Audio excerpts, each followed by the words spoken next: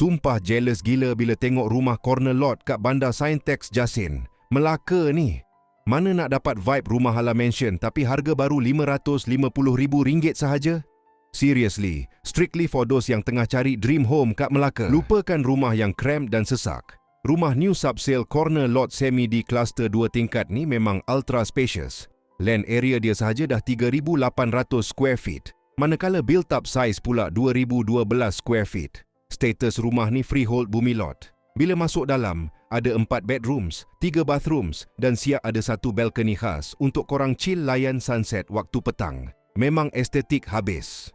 Location rumah ni pula super strategik kat Merlimau dan berdekatan Bandar Jasin Bestari. Nak pergi beli barang? Walking distance sahaja ke commercial shops Bandar Saintex.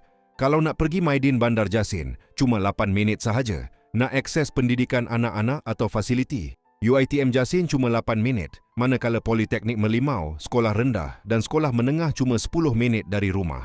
Emergency or medical needs? Don't worry, Hospital Jasin sangat dekat.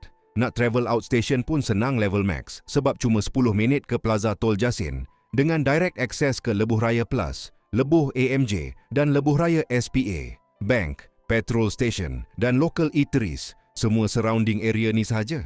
Korang yang teringin nak upgrade gaya hidup dengan kawasan tanah tepi yang luas untuk family gathering atau gardening, ini memang golden opportunity korang. Rumah corner lot macam ni demand tinggi sangat kat Melaka. Sekali terlepas memang auto regret. So what are you waiting for? Jangan tunggu sampai sold out. Untuk more info atau nak set viewing appointment, terus call atau WhatsApp saya sekarang kat nombor 016 6898 236. Saya Eddie dari IQI Realty. Klik link in bio or PM me now before it's gone.